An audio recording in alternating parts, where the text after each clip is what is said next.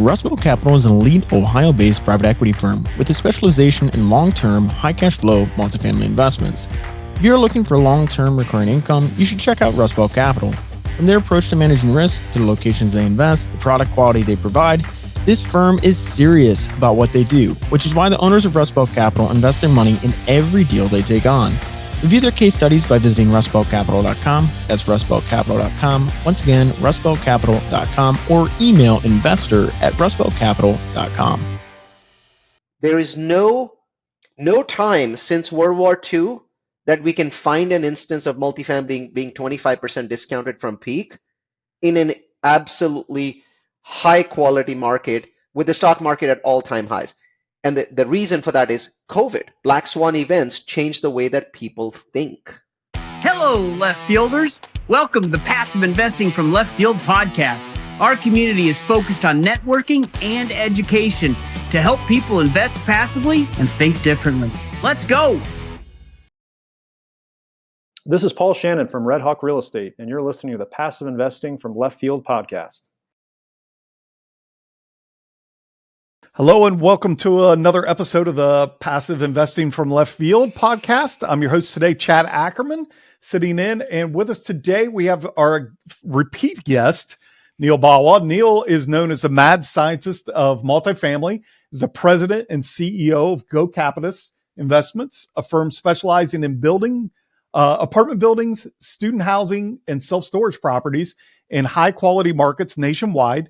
He's also the founder of a real estate community with over 30,000 members. And Neal was a guest with us here on the podcast in episode 71 back in July of 22. So yeah. Neal, welcome back to the podcast again. We appreciate you coming on again. Well, thank you. It's good to be back in left field, and what an interesting time to be having this conversation, Chad. All the perfect reason to have you back on the podcast and do maybe some comparisons to where life was in 22. We usually start out with a journey. You gave us your journey back in 71. Maybe you can give us like a 5-minute spiel at least for those that haven't heard the other podcasts, but they can always go back and listen to more detail with the other one as well. But a little bit about it. Absolutely. I'm a technologist, computer science engineer, live in Silicon Valley. I'm very steeped in data science. That's my major. And I focus on using very large amounts of data, so big data, to do forecasting in various parts of real estate, with multifamily being sort of the largest specialization, but we've invested in 8 different asset classes, roughly 1,000 investors, a little over 1,000 active investors. The portfolio is a little under $1 billion when all built. About half of it is development. The other half of it is value add in various different areas. And I did real estate investing for 10 years by myself, both building and buying different kinds of real estate before I jumped in. And the primary reason was because I live in California. I was paying 53% of my income in taxes. I was in the highest tax bracket. And so the goal there was to basically bring my taxable income down. And we did that over 10 years. And I started by basically writing data science for real estate courses and putting them on various websites. The one on udemy.com went viral. I currently have 13,000 students taking that particular course, and number goes up and down, but there's 13,000 taking it right now. So I realized that there's actually a lot of nerds and geeks and dorks like me that are very interested in the data science of real estate and the demographics of real estate. That's something that's very interesting to them. And so now we publish a huge amount of content, dozens of articles, dozens of case studies, and entire massive webinars on the data science of real estate. We issue predictions every year in January, and then the following year we tell you how we did on those predictions. Roughly 10,000 people watch that particular webinar each year. So a collection of nerds that are very interested in data science. Well, what I love about the data science side of things is real estate is a very emotional transaction. It is. And the data side of things it takes the emotion out of it when you can boil it down to the data side of things. To me, that's how I approach it anyway. I have a And little that's what I anecdote to like tell about you on that. that, right? So, Yeah, please. I have a absolutely brilliant person working for me. His name's Daniel, and Daniel's been doing development all his life, right? So he's, in his late 40s, but I think he got in there when he was like 20 years old, and he's done, and it absolutely has an astonishing resume in terms of the sort of development that he's done.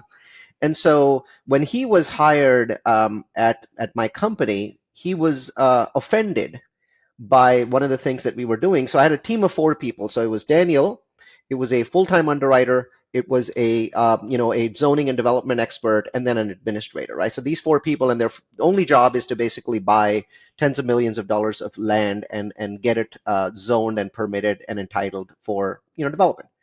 No, somebody else does the development; they just do all the pre-development. And so he was offended by the fact that he would come in and he would basically say, okay, well, he would present, his job was to present 5 pieces of land in a 90-minute meeting to me. And then basically it's Shark Tank, right? So we'd critique him, and typically we'd pick maybe one to make an offer. So if we made one offer a week, I was pretty happy. And there were many times when you come in and say, this is an insane piece of land. It's absolutely incredible, blah, blah, blah. It's going to do really well. And basically I would say no. And he would be like, Neal, I mean, I have 30 years of experience at this. So I said, okay, let's do this. Let's run an experiment. You've got 30 years of experience. Every single time you present a property to me, okay, what I want you to do is I want you to give it a numerical number, with 10 being, the best property and 1 being, the worst property. Obviously, you probably wouldn't present one with 1s or 2s, but you might have some 5s and 6s and 7s out there, and also some 9s and 10s. You do that.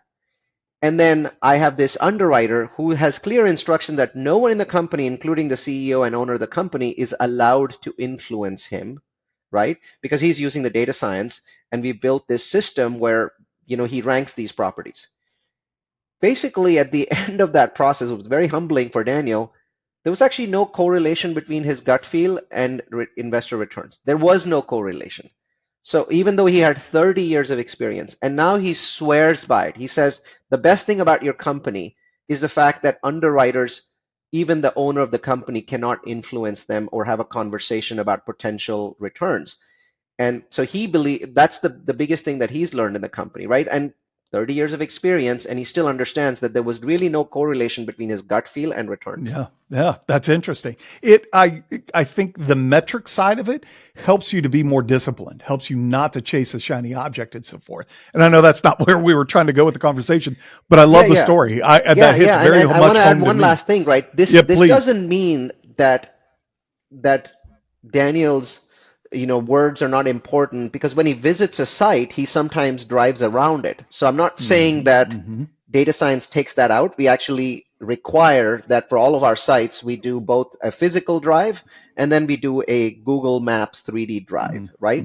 And so that's different. That's you understanding the area around it. So, at one property, the area could have a Starbucks and a Whole Foods right next to it, and another one could have a strip club and and strippers, or prostitutes hanging around on the corner, right? Obviously that that kind of gut feel is extremely important. But what we say to people is, you have to add that to the data, right? Let the data choose first, and if the data says this is a 9 or a 10, then we go in, then we apply our eyes and our experiences to it, and use that to eliminate. Yeah, it's your filter process. Yeah, I think that's great. Awesome story. I love hearing that kind of stuff, and it definitely hits home to me.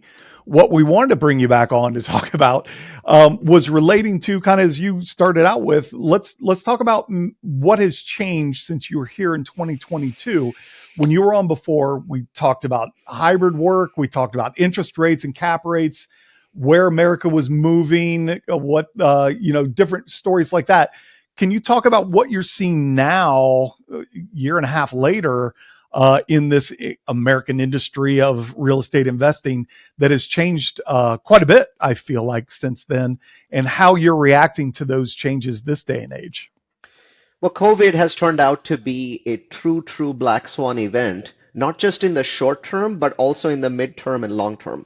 So, obviously the most horrible part of COVID is 7 million worldwide deaths, and there's not much that we can do about that. we're sort of, at this point, the world's gotten through it, but it came at a horrible, horrible cost.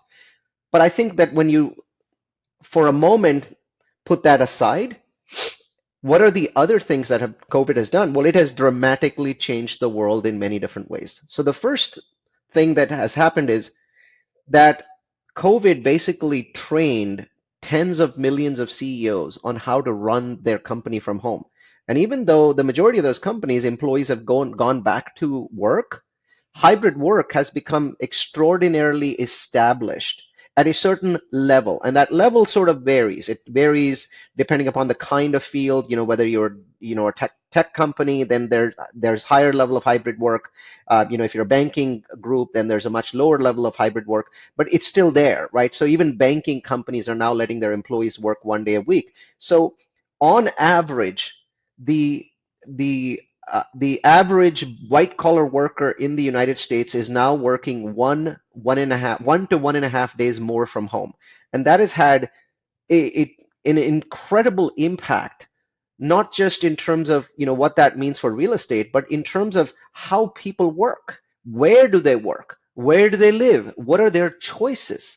And so it is the number of knock-on effects of COVID are in the thousands. I mean, I could spend an entire day listing just all of the things that have changed, and the way that we make homes is changing, right? So for example, having a home office has now become a bigger deal, right? So the design of single family homes that are being built by KB Homes today is different from pre-COVID, because they no longer build homes that do not have an office cubby, right? In most homes, it's not a full scale room yet, unless it's a 4 or 5 bedroom home. But if it's a 3-bedroom home, they're now basically redesigning those homes to have an office cubicle, right? So and they design in such a way that there's the wall behind you because they're keeping Zoom in mind. They want to make sure people are not walking behind, all of that stuff. So home design has changed, right? And one of the greatest sectors of all time in real estate has been completely demolished or decimated, and that's the office sector. So we know that multifamily is the largest sector in real estate, not counting single family, of course. So single family is largest, but in commercial real estate, it's multifamily. What most people don't remember is that until about the 2008 crisis, office was a bigger sector than multifamily. Because multifamilies, I remember still, 15 years ago, 16 years ago, like you could buy a multifamily property for $40,000, $50,000 a door, right? Today, that property is, $150,000 to $200,000 a door, right? So office was a much bigger sector. It was, and office people would always tell me, you guys are crazy doing multifamily. You guys are stupid. You're dumb. Your average tenant in a Class C property has $400 in the bank after paying their rent, right? My average tenant, and they were talking about themselves, has millions of dollars in the bank. And even if they don't use an office for a year or 2 years, they still pay it because they do not want to be seen as somebody that defaults on their lease. And so, and you guys have to basically, for a 200-unit building, have to have 200 tenants. I have 3 tenants in a building that has the same yield. So those guys, they had this sort of upper class feel to themselves that sort of looked down on all the multifamily people. Well, that's changed extraordinarily and drastically, because while multifamily has seen in this COVID era a maximum occupancy of 96.8% and a minimum occupancy of 94.8%, 94.6%. So that's a 2.2% swing from, top to bottom. Offices in the United States are now below 80% in occupancy, and offices in markets like San Francisco are in the 70s. So they have seen a fundamental demand destruction that cannot be reversed because of the fundamental changes. And a lot of people are like, no, a lot of companies, people have gone back to work. Of course they have. My point is, if a company was, before COVID, was giving you 1 day a week of work, and now they're giving you 2 days a week of work, that 1 day change means that their space utilization has reduced by 20%. They need 20% less space. So if the company had 10 million square feet of space, let's say Google in the Bay Area, now they need 8 million. Well, that's the fundamental problem. And so the office sector has been decimated. They're going to go through a decade-long apocalypse. And that apocalypse is extraordinarily slow. That's what's changed. It's very slow because most office leases are 5 years or 10 years. And those customers have lots of money. They're not going to default on a lease because, the tenant can then take you to court because you're a functioning company, you're making money. If you default on lease, they can come after you. And they typically do come after you. So what's happening is that the occupancy is dropping as leases come up for renewal. But San Francisco, shocking stuff. There's a property in California, in New York, where a Canadian-based investment group basically sold their stake for $1 last week, a single dollar, because they're afraid of what will happen as occupancy continues to drop. So they basically sold their stake to somebody else for $1. And the person that's buying it, actually, it might be a terrible deal for them because they are now responsible for putting up additional cash if that property continues to bleed. Sure, they have a bigger chunk of the property, but they also have a bigger chunk of the liability. So these sorts of things are happening. 2 buildings have sold in San Francisco, only 2 so far. Large buildings, they are famous buildings. So if you saw pictures of them, you'd say, oh yeah, I know this building. One for 75% and one for 80% off their 2019 valuations. So these are changes, fundamental changes. The way we build homes are changing. The way that we do offices are changing because of COVID. And then, of course, the last and the biggest change, which has been discussed in your podcast many times, is this extraordinary rise in interest rates has meant that multifamily is at the highest discount level in its history, bar none. Even in 2009 and 2010, you could not find fully occupied, 95% occupied properties at a 25% discount. And that discount is available to anybody today in a market where unemployment is below 4% and the US economy just had an incredible year. There is no time since World War II that we can find an instance of multifamily being 25% discounted from peak in an absolutely high quality market with the stock market at all-time highs. And the reason for that is COVID. Black swan events change the way that people think. Mm-hmm. So where does that take an operator, an investor, an LP investor as well? There's a lot of room there for creativity then to utilize these new areas that have changed because of COVID. Are we starting to see people tap into that creativity of what can I do with that 20% of office space that's not needed anymore? How do I maximize on that? Or how do I change my single family home development process to align to the new work from home structure? Are you starting to see more of that kind of creativity pop up in the market now? Yes. And since I've already talked about what they're doing, building office cubbies, I won't go into the single family side. That's really the biggest change that they've made. Office guys are screwed. So my analysis indicates, and this is actually usually when I do an analysis, I want to see if anybody else has done an analysis to see if I'm off. But it seems fairly straightforward. When you look at downtowns, the offices in downtowns tend to be extraordinarily expensive. So any kind of conversion would require a massive amount of money. Because remember, think about an office. And most offices in downtowns are rectangular, right? And sure, you can convert it to, let's say, condos. But condos legally require windows in every room. So you can convert the portions along the periphery into condos. Well, what do you do with the center? It's wasted space. And also, even though offices are down 70, 80% in San Francisco in some instances, that was just a worst case scenario. Actually, they're down about 20, 25%.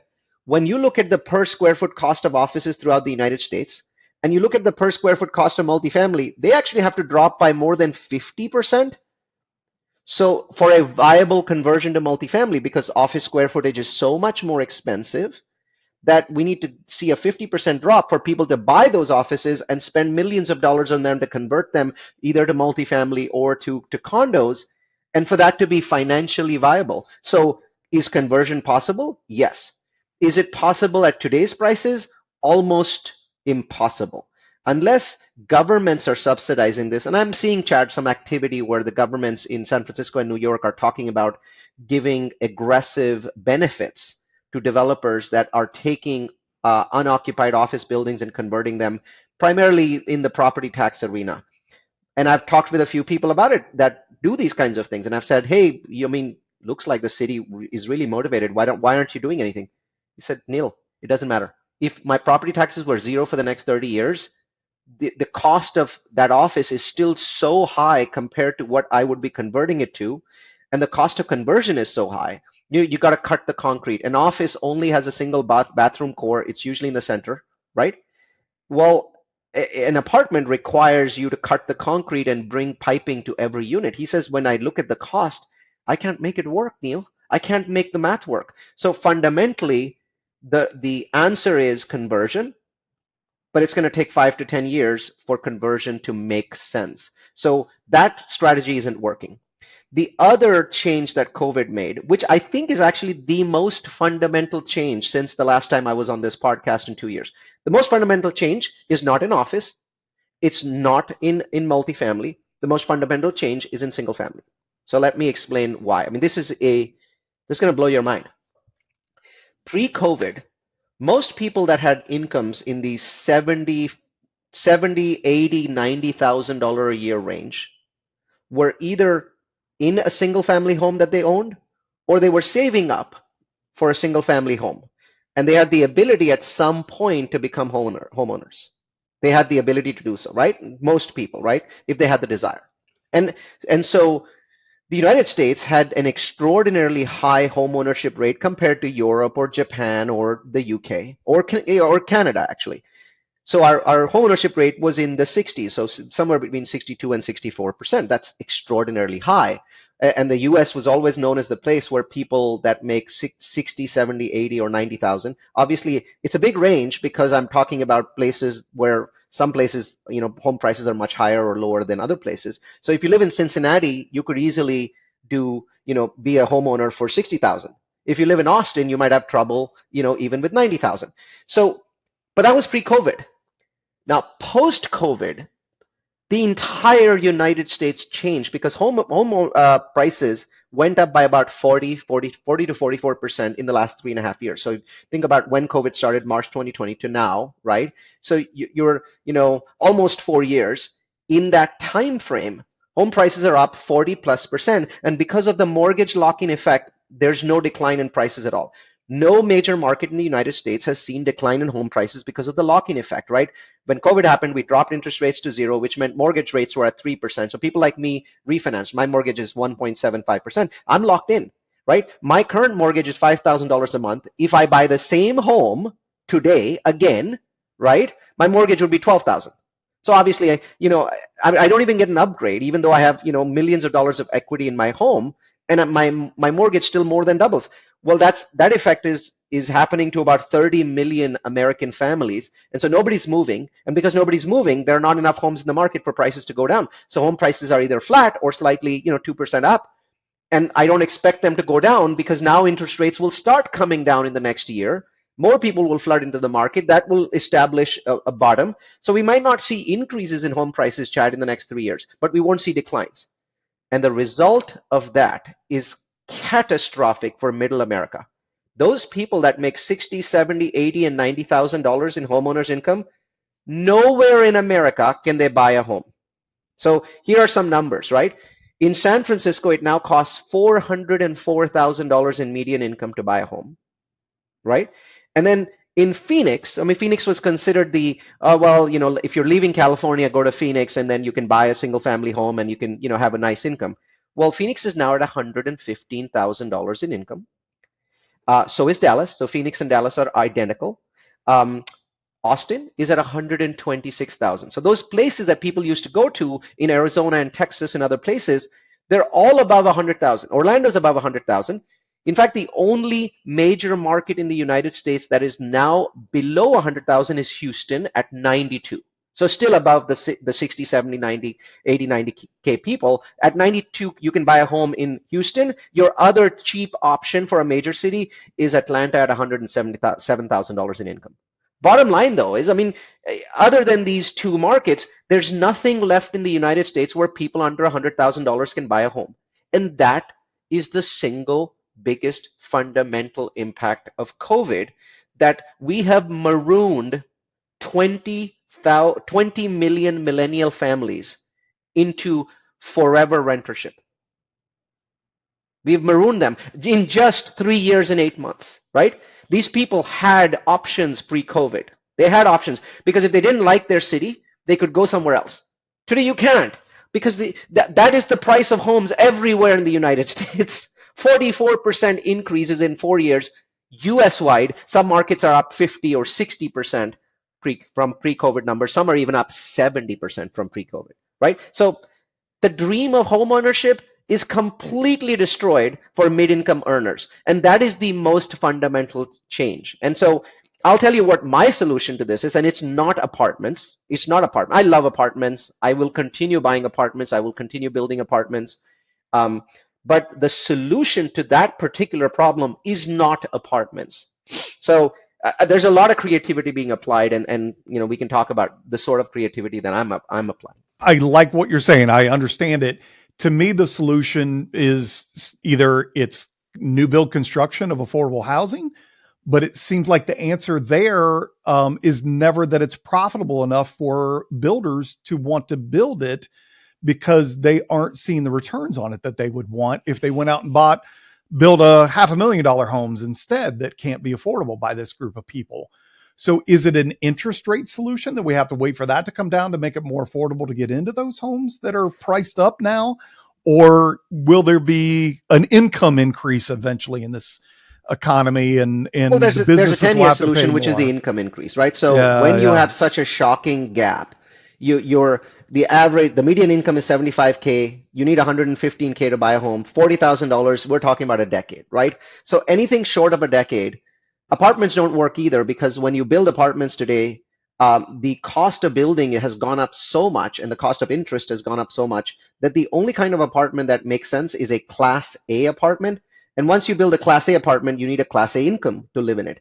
Well, then you may be solving the problem for people making $90,000 or $85,000, but you're not solving it for the people that are making 55, 65, 75, right? The solution is that these people, because they're families and because they have dogs and kids, they don't actually want to live in apartments anyway. They want to live in single family homes, and they don't mind a very basic single family home. Remember, they were going to go buy a starter single family home before COVID. That home was probably 1,300 square feet, 3-bedroom, and it's probably built 50 years ago. That was their solution. They want that.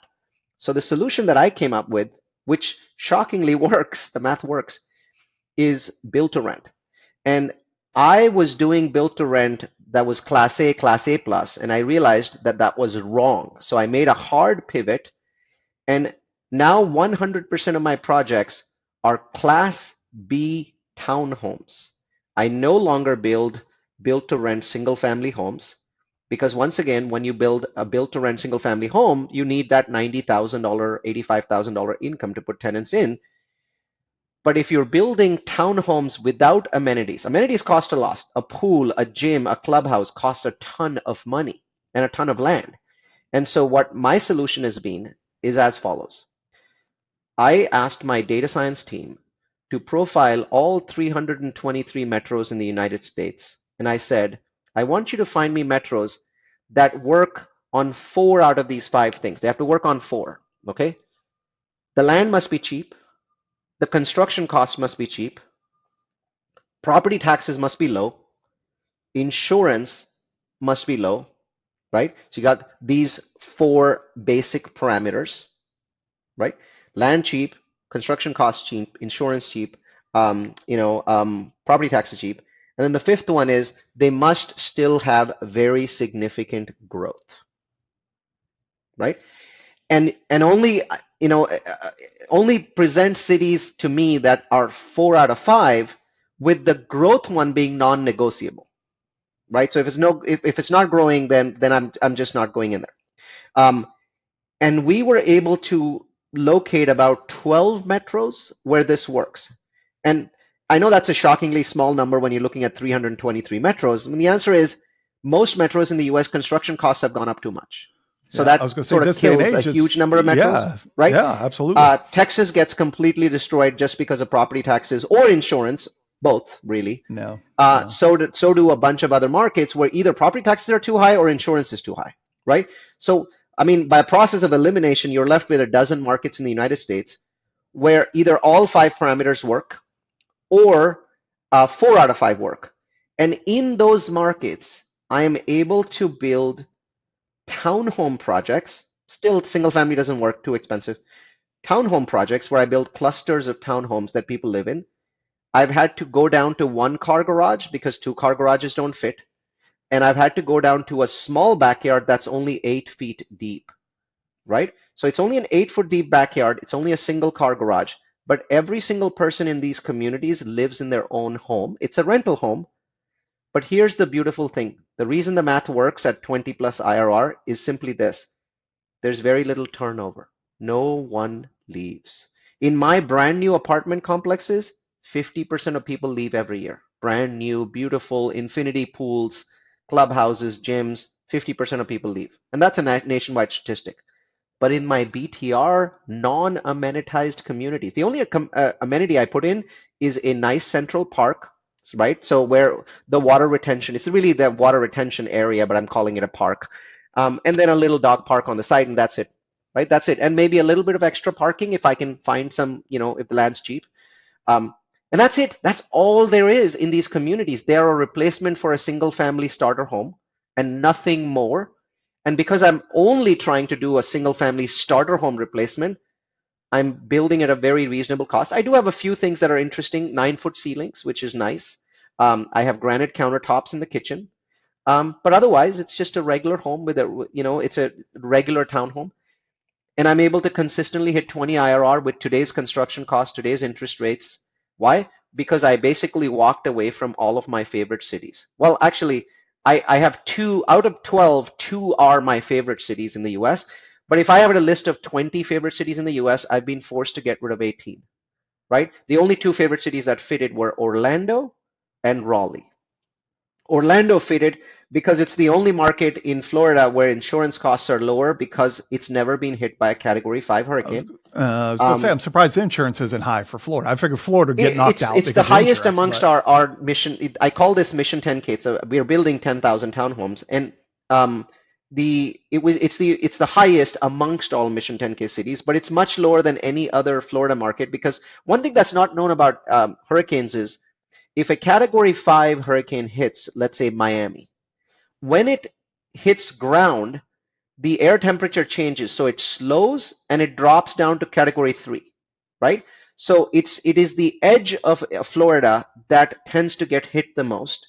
Obviously, Orlando still suffers even though it's never really been flooded. It's never really taken a hit because overall Florida rates have gone up. So Orlando's rates are higher. But they're at the edge where we can make numbers work because Orlando still has very inexpensive land and fairly low cost of construction.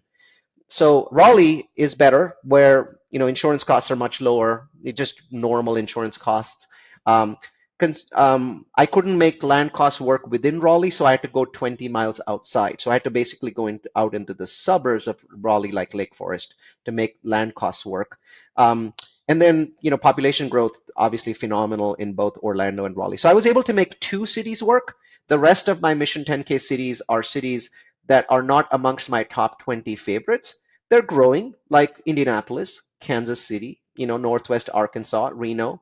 They're growing cities, but I wouldn't put them in my top 20 favorites. But it is my mission to build 10,000 townhomes in these cities for Middle America. If the townhome requires a 90K income, we walk away from that city. Interesting. What's your attrition rates on your townhomes? We didn't get to that number. We're losing about 20% of our tenants every year. That's not bad then, comparatively. And people in the trade know that attrition or turnover is the biggest killer of profit in real estate, right? So when I have a brand new apartment complex that I opened 2 years ago, and it has 50% turnover, and then I have a community that is townhomes. I call these affordable townhomes. It's not an affordable anything project. I mean, affordable housing is a tiny little apartment in an old building, right? This is a townhome, right? Nobody lives above and below you. You've got your own garage. So you can't call it affordable housing, but it's affordable townhomes. People that are living in there, their incomes are actually pretty decent. So their incomes are in the 60s, and my rents are below 2,000 because I'm not building amenities. And so they're able to afford those rents. So my rent increases go up with their income. So it is a for-profit initiative. There's no non-profit. There's no money from the government. There's no subsidies. But we're using data science to find those 12 markets in the US where the math works. Interesting. Interesting. No, this is great stuff. Left Field Investors is a community dedicated to limited partner investors who are interested in building wealth through real estate investing. The community is focused on education, networking, and engagement with quality operators and partners. We provide tools, webinars, and a forum where members can discuss everything related to real estate investing, including deals, operators, investment strategies, and much more. Coming soon, we're adding a new tool, sponsor reviews. This will be a place where our members can rate and review operating partners to further help each other in our investment journeys. Check us out at leftfieldinvestors.com. Visor provides investors with a secure platform that displays a comprehensive view of all of their holdings on a single, holistic dashboard. From real estate syndications to private equity, crypto to traditional investments, with AI-driven, unbiased, honest insights to maximize return. Visor is your one place to rule them all. Automating performance tracking, projecting future cash flow, analyzing all your financial documents, and much more in one powerful solution, making it easy to follow the money. Sign up for a free 30-day trial now at visor.co. I always like to bring our podcast back to the limited partner experience because that's our community. That's what we're focused on. So with all these things going on, office space turned upside down, multifamily going through its distress and so forth, single family being an issue. Talk to me about your take on, is it a good time to be investing in real estate? And if not, when is the right time? Is it now? Do we got to get into the metric driving aspects of this to really understand it? But should I be investing now or not? Should I wait? What's your take on that process? I'll give you a straightforward answer. In the last 3 years, so I invest as a limited partner investor into other people's projects. One, because they're my friends. And two, because I learn a lot from reading their monthly updates, and it allows me to be better at my job because I realize that I'm not doing a bunch of things well by simply looking at what other people are doing. So I always have between $1 and $2 million invested into these projects. As money comes back from a project with profit, I just reinvest it. So I have not made any multifamily investments in the last 24 months. I am now going to be making at least a couple $1 million of multifamily investments, maybe 20 or 30 of them in the next 24 months. In fact, I might do $1 million a year for the next 3 years because I consider it to be a phenomenal time to invest. So what I did was, just to have fun with it, I assembled a 4-person team. Okay, just identical to the team I told you about at the beginning of this podcast. So there's, a director of acquisitions, an underwriter, an admin, and it's a 3-person team with a floater as a 4th person. This team now presents to me every other week 6 opportunities. None of these 6 opportunities have any general partner scope for me. These are just limited partner opportunities. And out of those 6, I make an investment every week. So I made an investment last week.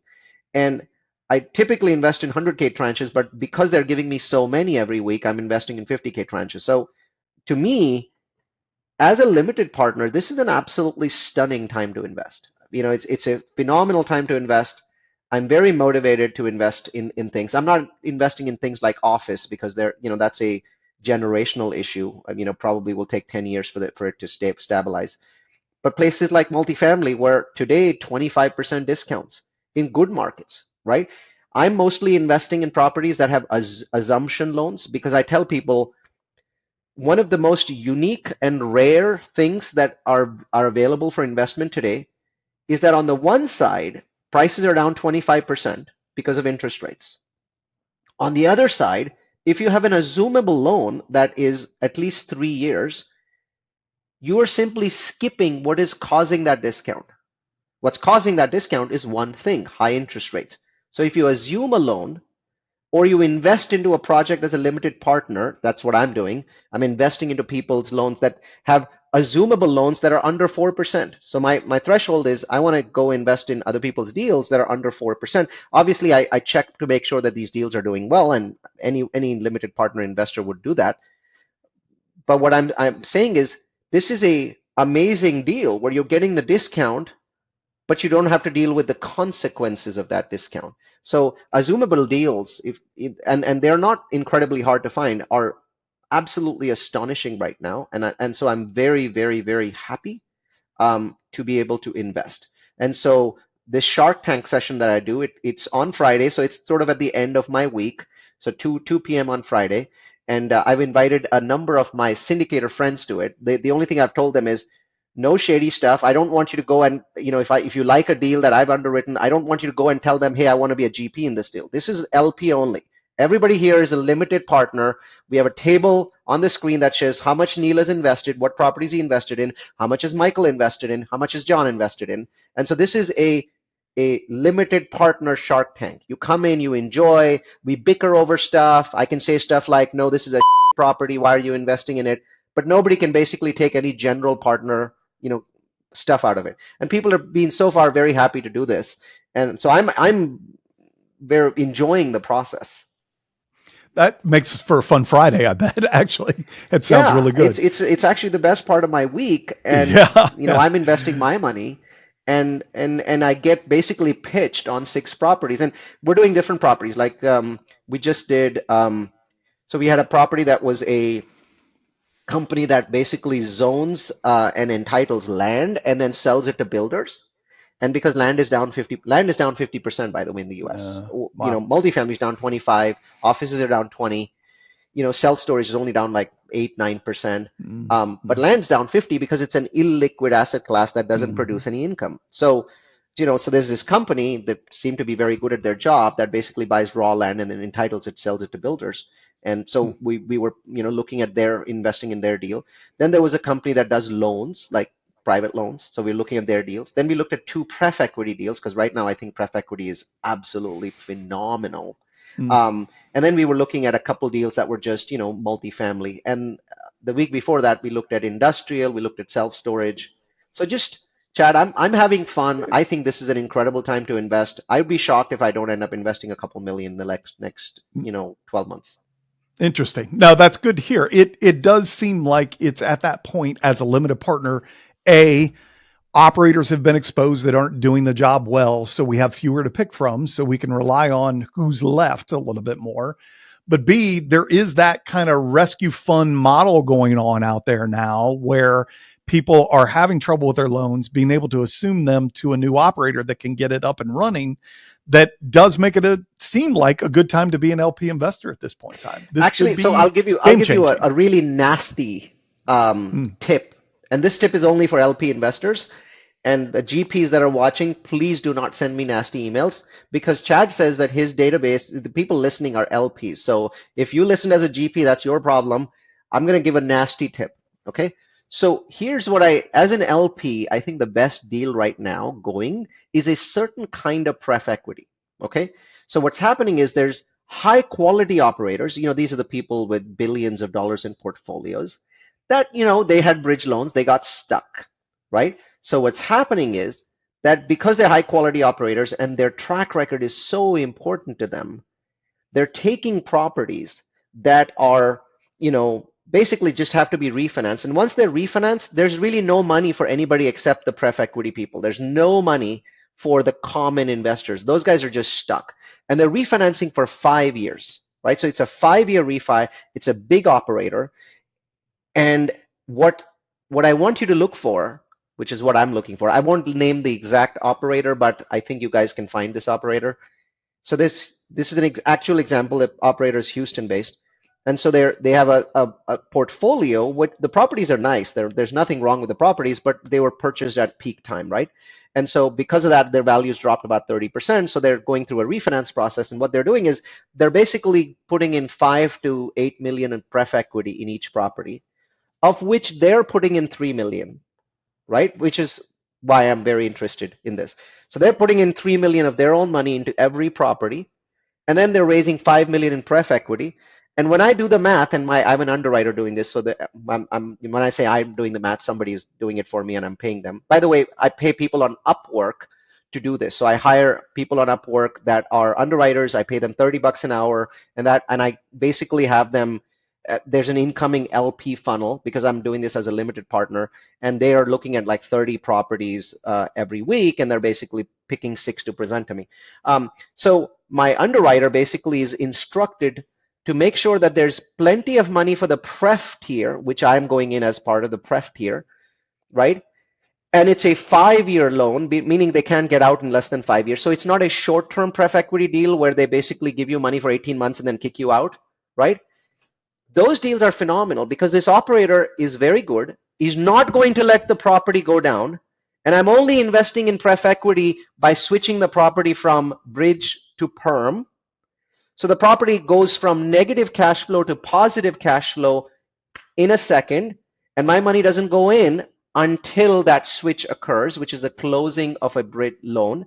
Now the property is trapped in the sense that they can't get out for the next 5 years because these loans, they have prepay penalties that are very, very high. So unless the market just doubles in price, you can't get out, which means that my pref equity is going to be in for 5 years. So I'm going to sit here and make 5 years of pref equity, double-digit returns, even though the property is distributing $0 in cash to any of the common equity, right?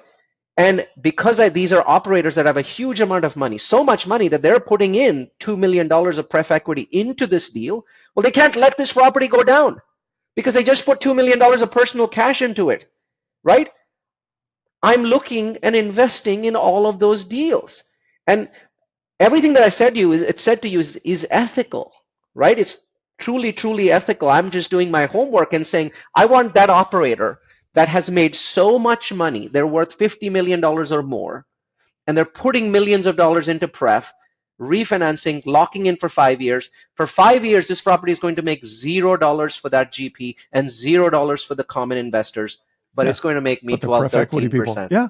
Well, there's your black swan event. I mean, this would not be occurring if all these other things. Yes, impossible absolutely. 4 years ago. That's great. Firstly, there would be no deals out there. Today, there's hundreds. Right. And 4 years ago, pref equity was 7 or 8%.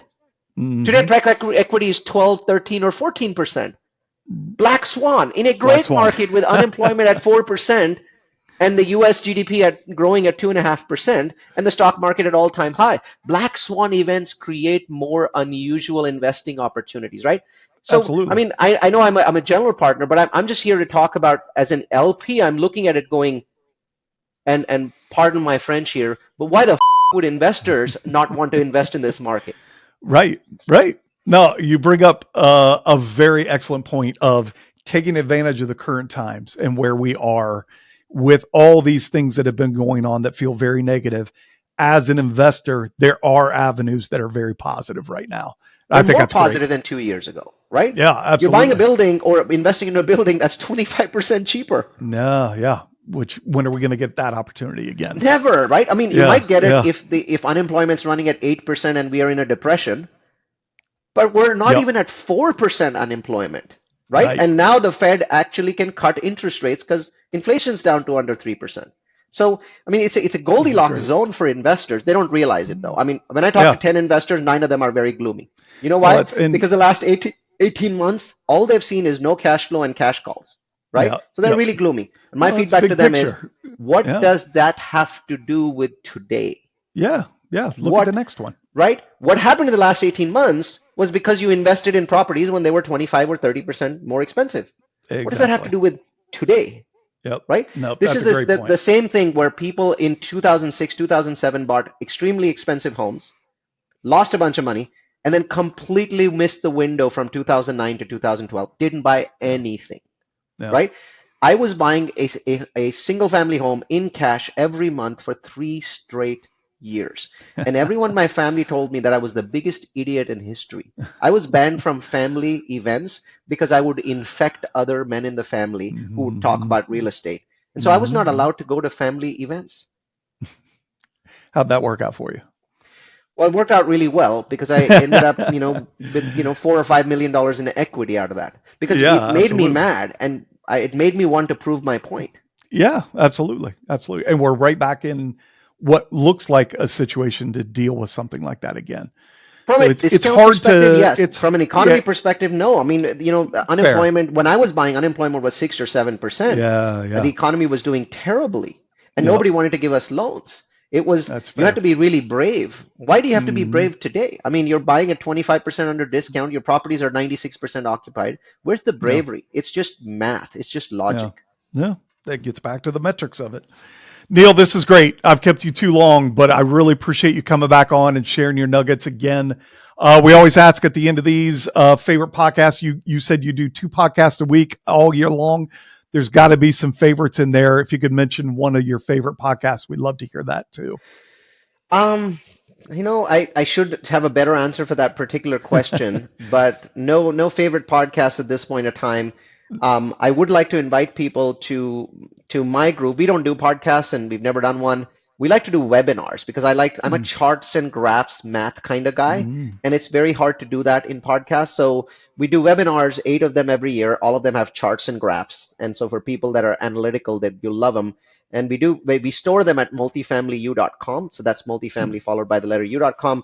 There's no subscription, there's no upsell, there's no premium membership, there's no coaching, there's no teaching. Just go there, take a look Learn. at the data and enjoy it. Mhm. The big benefit that I receive is several thousand people send me graphs, charts, and data throughout the year, which I gather and I learn more. So I get a tremendous financial benefit out of it. Yeah, no, that's great. That's great. Last thing I'll ask you is where can people reach out to you and touch base? I think the best place is actually multifamilyu.com. That's the Perfect. right place to start because I tell people you may like what I'm saying in this podcast, but you should not be in a hurry to invest with me. You don't know enough about me. You've just Yeah. listened to me for 30 minutes. Join my community, come to our webinars, take your time. I'm not saying that today is the best time to invest. In fact, I'm on record saying that the best time to invest in multifamily is Q4 of this year, the fourth Mhm. quarter of Mhm. 2024, not the first quarter of 2024 when we're recording this. So don't be in a hurry and join the multifamily community. When we do our webinars, we take 60 seconds to tell you about what it is that we are up to. And so if that seems interesting, you'll have a chance to look Yeah. at it. Well, take the time to get educated right now and be ready for when that next market comes around and you're ready to go. So, Yeah. Neal, this is great. Again, thank you for coming on. We appreciate always getting to spend some time with you. So thank you. Thanks for having me back. You bet. And thank you, everybody, for listening in. Have a deal in mind and a group of investors ready to go? Use TribeVest to pool your capital together through a multi-member LLC. TribeVest has streamlined the group investment process, making it easy, quick, and safe to do business with others. Start a tribe and invite your partners to join. Then you can use the platform to collaborate with your partners, pool capital, and manage your joint investments. I'm in 12 tribes myself. It is a great way to learn from others, spread risk, and get into deals at lower minimums. Go to tribevest.com to get started today. Investing in syndications can be a daunting task. Wiring a large sum of your hard-earned money to someone you talk to on the phone for 30 minutes can certainly be scary. How can you be confident in what you're doing? Steve Sue, one of the founders of LFI, just published a book called Avoiding Rookie Errors as a Left Field Investor. 20 lessons learned from 14 years of investing in private syndications. This is by far the best book I've read on syndication investing. It's an easy-to-read book, chock full of great advice from Steve's experience as a passive investor. It is a must-read. Whether you're a first-time passive investor or a veteran, go to www.leftfieldinvestors.com/books and click on the link to Avoiding Rookie Errors as a Left Field Investor. If you are a passive investor, you got to read this book. What a great conversation with Neal Bawa. Neal always brings some energy, some excitement, has great tidbits to share. I do enjoy listening to him talk at conferences and getting on podcasts with us because it's you never know exactly where it's going to go, but it's always some good tidbits. I liked how he talked about how COVID has been a black swan for several different cases. It's had a lot of fundamental changes. He talked about how it's impacted home building and how office space is being incorporated in homes a lot more frequently than it used to be, knowing there are more people working from home this day and age. He talked about how hurt the office industry has been and the drop of 20% potential usage of those buildings, and then how people are trying to utilize that change in their market for the benefit, but struggling to find an area to do that yet. It's going to be a while probably before office space really picks back up again. And then interest rates, obviously, this is almost, we're all on leap day. This is leap day of 2024. And, interest rates are a big discussion all the time. Remains to be seen where they're going to be, but everybody's kind of assuming we're on our way back down over the next few months. Hopefully that's the case. I liked how he talked about the most fundamental change that he's seen since COVID has really been around the single family market, and how the market went up so quickly that it really has created this situation where there's a lot of middle class buyers that cannot afford space. And that has spawned this market of the build to rent model that we've seen here at Left Field from a few different operators. Neal's putting a lot of attention to that too. But I liked how he even brought up how he's focusing more on Class B build outs. So fewer amenities to be able to fit that income bracket that these people really need, so that he can tap into that group, that market that's really looking at it. And what he was focused on was, cheaper land, cheaper construction costs, cheaper property tax, cheaper insurance, and still growing, and how few markets really fit that criteria. I think he said he only came up with 12 MSAs out there that really have that area anymore. Very interesting to understand how small that market might be for that group of people, but there's so many people in that group that really need the places to live and so forth. And then talking to him about whether it's a good time to invest or not. I liked his attitude of now's a great time to invest as a limited partner investor. But he was very specific about looking for pref equity type structures because of how unique they are, by getting the discounts on what multifamily has dropped because of the interest rate costs and so forth. And then being locked in to being a pref equity investor as opposed to a common investor. Very interesting, very good feedback as always. We really appreciate Neal coming on every time he makes it here, both times. So hope you enjoyed it. Thanks for hanging out in the left field with us today. If you are interested in becoming a left fielder, you can find us on the World Wide Web at www.leftfieldinvestor.com and click the subscribe button to join our community. If you enjoyed the podcast, please subscribe to the show on your podcast player so you don't miss an episode. If you really enjoyed the show, a review on Apple Podcasts or wherever you listen to podcasts would be appreciated. This show is for entertainment purposes only. Nothing said on the show should be considered financial advice. Before making any decisions, consult a professional. This show is copyrighted by Passive Investing from Left Field and Left Field Investors. Written permissions must be granted before syndication or rebroadcasting.